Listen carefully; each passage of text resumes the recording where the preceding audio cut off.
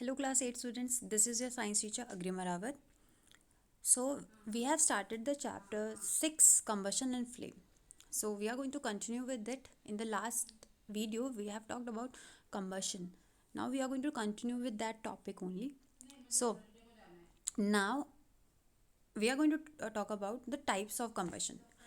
हम combustion के types देखेंगे, ठीक है, कि किस किस तरह के combustion होते हैं.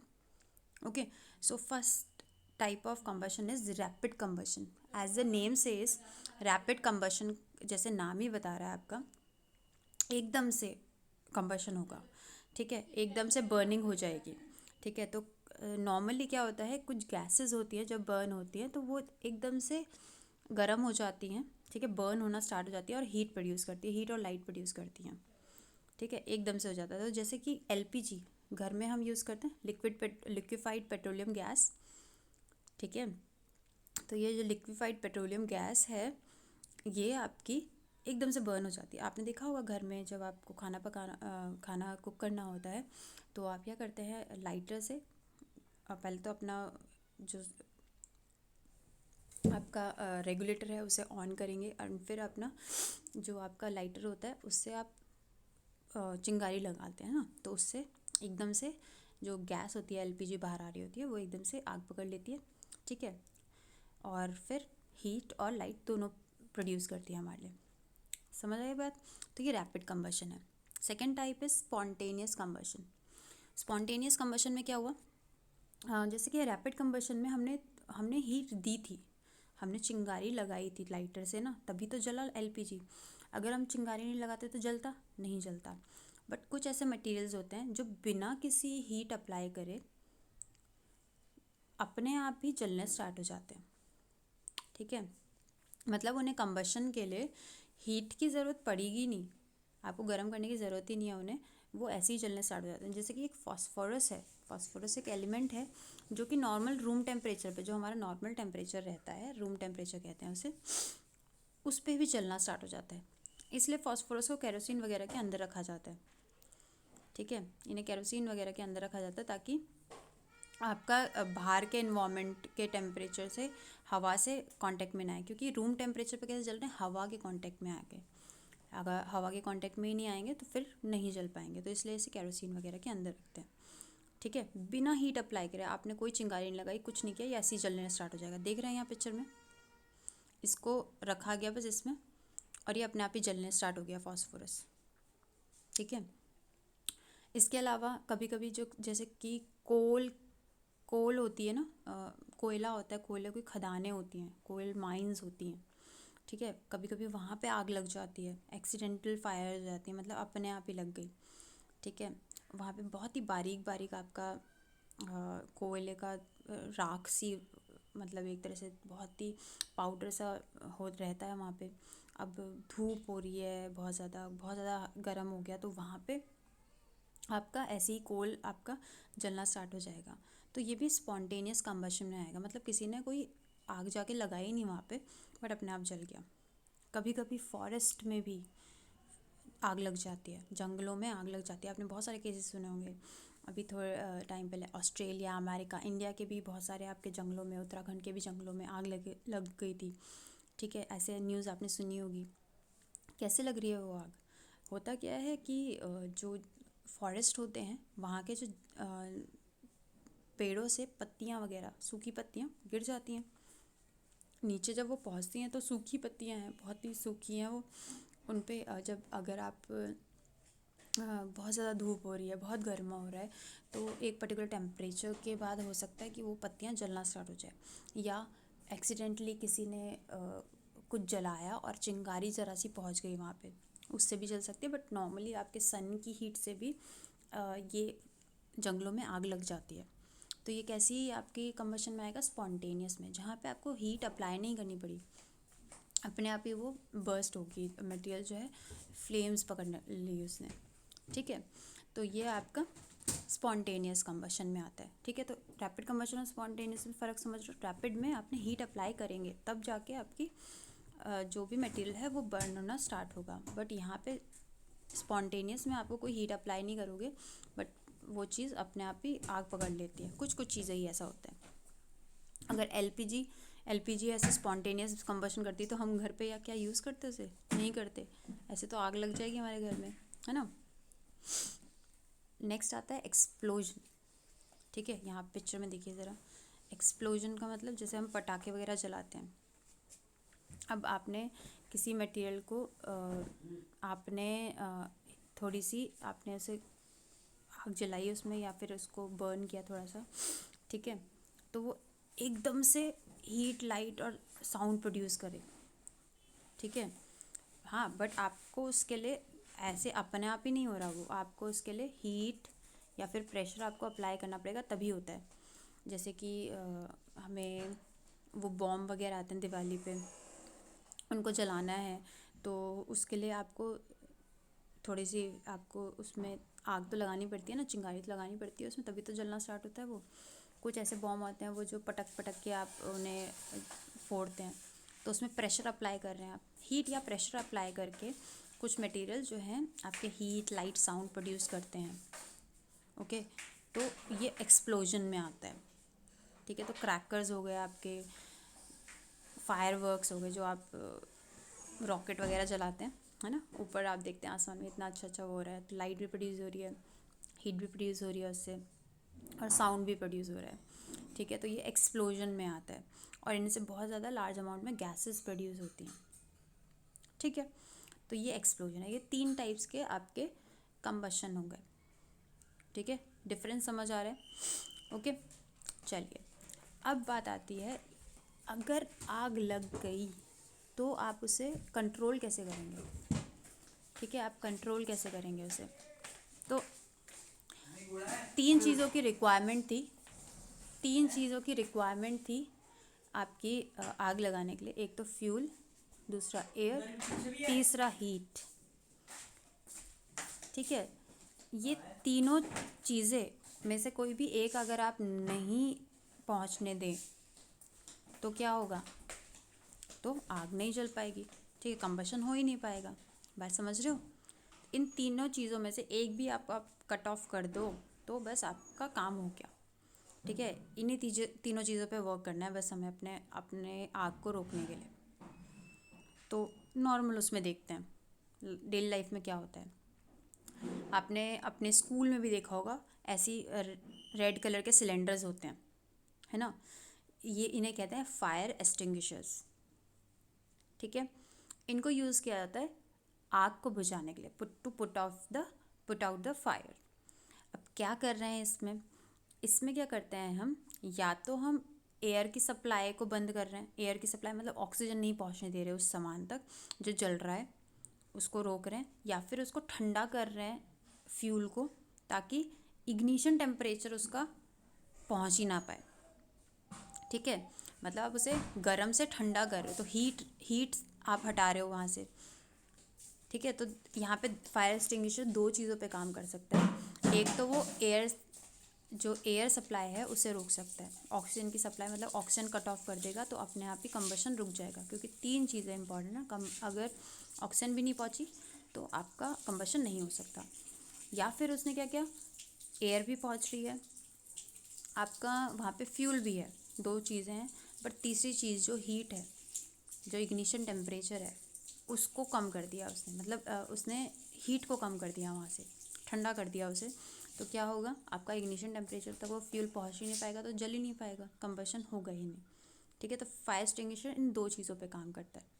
ओके, इलेक्ट्रिकल अप्लायंसेस के लिए जो आपके बिजली से चलने वाले अप्लायंसेस हैं या तारे वगैरह हैं, ठीक है, तार में अगर कभी शॉर्ट सर्किट हो जाए तो आपको कैसे आप आग बुझा सकते हैं। या फिर पेट्रोल वगैरह वाली जगह पे, या जैसे आपके पेट्रोल जो आपके ये पेट्रोल स्टेशंस होते हैं जहाँ पे हम ऑयल डलवाते हैं ना, पेट्रोल डलवाते हैं, तो वहाँ पे अगर आग लग जाए तो आप क्या करेंगे। क्या आप पानी से आग बुझाएंगे, नहीं, पानी से आग नहीं बुझाते। यहाँ पे यूज़ किया जाता है कार्बन डाइऑक्साइड। ठीक है, ऑक्सीजन क्या है, ऑक्सीजन आपकी आग को लगाती है, कंबशन करवाती है, कार्बन डाइऑक्साइड कंबशन को रोकती है। ठीक है, तो अगर इलेक्ट्रिकल अप्लायंसेस या फिर पेट्रोल पे किसी इन्फ्लेमेबल मटेरियल पे आग लग जाती है तो आप कार्बन डाइऑक्साइड वाला फायर एक्सटिंग्विशर यूज़ करते हैं। फायर एक्सटिंग्विशर भी अलग अलग टाइप के होते हैं, तो यहाँ पे कार्बन डाइऑक्साइड वाला फायर एक्सटिंग्विशर आप यूज़ करते हैं। क्यों यूज़ करते हैं कार्बन डाइऑक्साइड को? क्योंकि जो कार्बन डाइऑक्साइड है वो ऑक्सीजन से भारी होती है। अब भारी होने से क्या मतलब है, मैं समझाती हूँ आपको। जैसे कि मान लिया यहाँ पे आग लग रखी है, ठीक है, यहाँ पे फ्यूल है, ये रेड कलर का आपका फ्यूल है, ठीक है, ओके, रेड कलर का फ्यूल है, ठीक है। अब इसके ऊपर यहाँ से हमें हवा हवा आ रखी है, हमारे लिए ऑक्सीजन है, ये येलो कलर की हमारी ऑक्सीजन है, बात समझ आई, ठीक है। और हीट मिल रही है, ऐसे हीट मिल ही रही है बाहर से। अब आपने ये कार्बन डाइऑक्साइड वाला सिलेंडर से यहाँ पे कार्बन डाइऑक्साइड छोड़ी। कार्बन डाइऑक्साइड को दूसरे कलर से दिखाते हैं हम, चलिए ब्लू कलर से दिखाते हैं। कार्बन डाइऑक्साइड डाली, तो मैंने बोला कि कार्बन डाइऑक्साइड ऑक्सीजन से भारी है, तो कार्बन डाइऑक्साइड ऑक्सीजन से नीचे चली जाएगी और ऑक्सीजन जो है वो ऊपर आ जाएगी, है ना, क्योंकि भारी है ना, भारी चीज़ नीचे जाती है। तो कार्बन डाइऑक्साइड नीचे चली जाएगी, ऑक्सीजन को ऊपर कर देगी। तो फ्यूल, ये देख यहाँ पे देखो ज़रा, ये रहा फ्यूल और ऑक्सीजन ये रही, इन दोनों के बीच में क्या आ गया, कार्बन डाइऑक्साइड। तो जो फ्यूल था उसका ऑक्सीजन से कट ऑफ हो गया ना, है ना, ऑक्सीजन से कट ऑफ हो गया, वहाँ पे कंबशन हो ही नहीं पाएगा, ठीक है, हमने ऑक्सीजन को कट ऑफ कर दिया वहाँ से, बात समझ आ रही है। तो इससे आप आग को बुझा सकते हैं, इसलिए कार्बन डाइऑक्साइड इसलिए हमारे यूज़ होती है।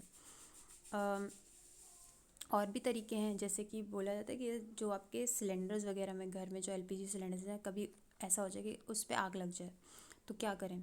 तो क्या कर सकते हैं कि हम उसको ब्लैंकेट से कवर कर दें, या किसी इंसान को कोई आग से झुलस रहा है एकदम से, है ना, तो कैसे बचाएं उसे, ब्लैंकेट उड़ा देते हैं उसे। ब्लैंकेट उड़ा के क्या कर रहे हैं आप, बाहर की जो ऑक्सीजन उस आग को जलाने में और मदद कर रही है उसको आप कट ऑफ कर रहे हैं, ठीक है, ऑक्सीजन की सप्लाई आप बंद करके आप अपना काम कर रहे हैं,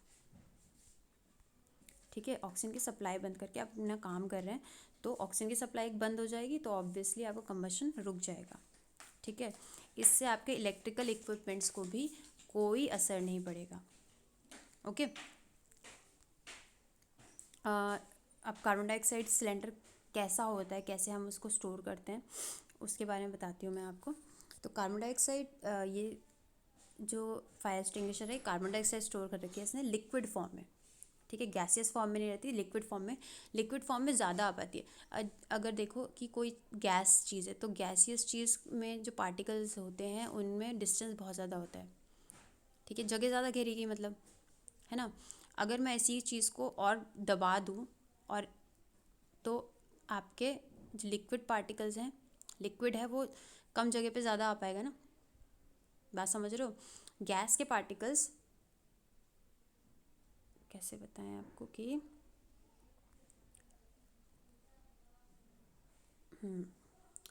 गैस के पार्टिकल्स जो होते हैं वो, जैसे ये है आपका, ठीक है, गैस के पार्टिकल्स यहाँ दूर दूर हैं,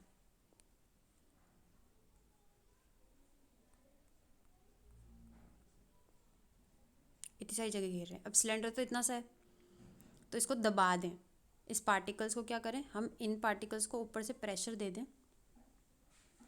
इधर से प्रेशर दे दें हम, ताकि ये नीचे दब जाएं, ठीक है, तो लिक्विड स्टेट में आते हैं, पार्टिकल्स पास हो जाएगा तो स्टेट्स चेंज हो जाती है, गैसियस से लिक्विड स्टेट में चले जाते हैं। तो हाई प्रेशर से आप इन सिलेंडर्स में कार्बन डाइऑक्साइड को स्टोर करके रखते हैं लिक्विड स्टेट में, ठीक है। जैसे ही आपको इनसे आग बुझानी है, ठीक है, तो आप इसको यहाँ ये जो आपका दिख रहा है नोब, इससे आप रिलीज़ करते हैं, तो आपकी जो हवा है ना, आपने प्रेशर से दबा रखा था ना उसे, अब ये प्रेशर रिलीज़ हो रहा है, यहाँ से प्रेशर रिलीज़ हो रहा है, गैसेस पार्टिकल के बीच के जो गैप है वो आपका बढ़ जाएगा दोबारा से, तो फिर से वो गैसियस स्टेट में आ जाती है, ठीक है। वो फैलती है और फिर ठंडी हो जाती है, और ठंडा होके फिर वो जो भी आपकी जहाँ पे भी आग लगी होती है वहाँ के टेम्परेचर को भी डाउन कर देती है।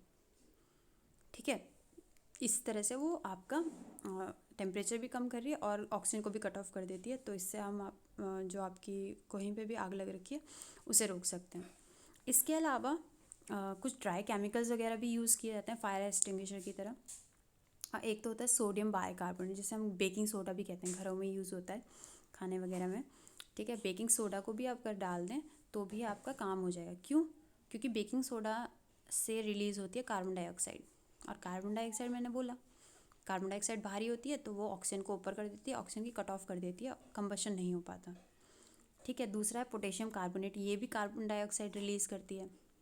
ठीक है, तो ये ऑब्वियसली आपका कंबशन को रोकने में ये भी काम करेगा। तो दो हैं, सोडियम बाइकार्बोनेट और पोटेशियम कार्बोनेट।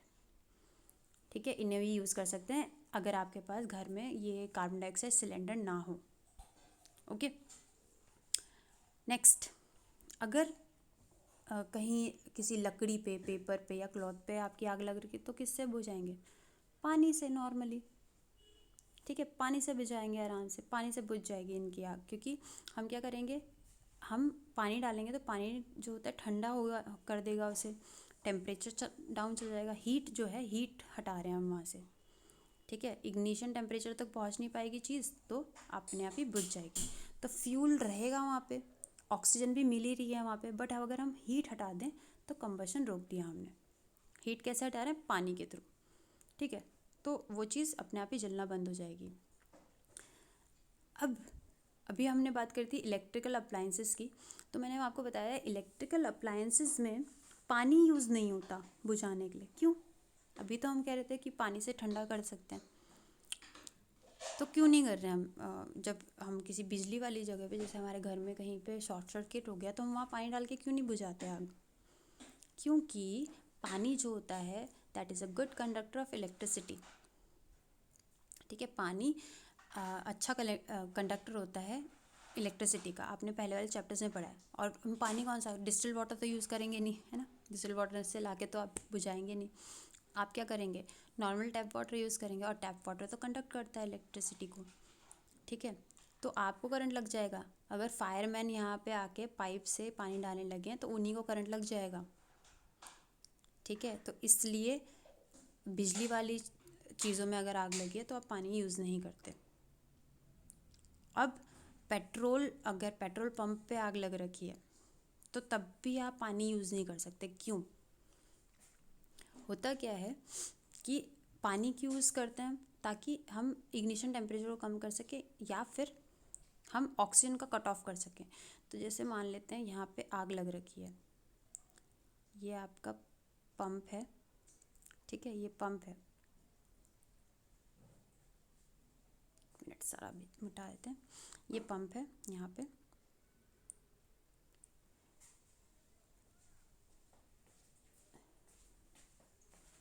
आग लग गई है। ठीक है, यहाँ आग लग गई है और पेट्रोल फैल रखा है यहाँ पे पूरा पेट्रोल फैल रखा है। अब आप डाल रहे हो यहाँ पानी, आप यहाँ पानी डाल रहे हैं, तो पानी और तेल में एक चीज़ होती है, कभी तेल या पानी को मिक्स करके देखना, तेल हमेशा पानी से ऊपर चला जाता है। ठीक है, तेल हमेशा पानी से ऊपर चला जाता है। तो आपका जो यहाँ पे, जैसे कि हम मान लेते हैं कि आपने पानी, यहाँ से पानी डाला तो पानी नीचे नीचे चला गया, पेट्रोल फिर से ऊपर आ गया, पेट्रोल ऊपर आ गया, तो यह तो आग लगती रहेगी, क्योंकि पेट्रोल और ऑक्सीजन के बीच का कट ऑफ तो कर ही नहीं पाया आप, है ना? पानी नीचे चला जाएगा, पेट्रोल ऊपर आ जाएगा और आग लगी रहेगी वहाँ पे, तो इससे नहीं बुझता। इसमें आप या तो रेत डाल सकते हैं, जो सैंड होती है ना, रेत बोलते हैं हम हिंदी में, वो डाल के इसे बुझा सकते हैं, या फिर कार्बन डाइऑक्साइड का सिलेंडर मैंने आपको बोला, उससे बुझा सकते हैं। ठीक है, क्योंकि हम ऑक्सीजन कट ऑफ कर सकते हैं वहाँ, क्योंकि कार्बन डाइऑक्साइड ऑक्सीजन से भारी होती है, तो कार्बन डाइऑक्साइड और पेट्रोल के बीच में आ जाएगी वो यहाँ पे। ठीक है, मैं यहाँ से दिखाती हूँ आपको, यहाँ पे आ जाएगी कार्बन डाइऑक्साइड, और फिर आग और पेट्रोल के बीच में जो आपका सॉरी ऑक्सीजन और फ्यूल के बीच में कांटेक्ट नहीं हो पाएगा, ठीक है। तो इसलिए हम जो भी आपकी बिजली वाली चीज़ों की आग होती है और पेट्रोल वाली चीज़ों की आग होती है उसमें हम कभी भी पानी यूज़ नहीं करते। बिजली की वाली चीज़ में क्यों नहीं कर रहे, क्योंकि उसमें करंट लग सकता है हमें ही। और पेट्रोल वाले में क्यों नहीं कर रहे, क्योंकि पेट्रोल वापस ऊपर आ जाता है पानी से और वो आग जलती रहती है, वो जलती ही रहेगी हमेशा फिर ऐसे, ठीक है। तो यहाँ पे हम कार्बन डाइऑक्साइड के सिलेंडर्स को यूज़ करेंगे। Okay, so this was it, how we can control the fire. Okay, I hope you have understood this topic until now. Next उसमें हम आगे इस चैप्टर के बारे में बात करेंगे। Okay, thank you.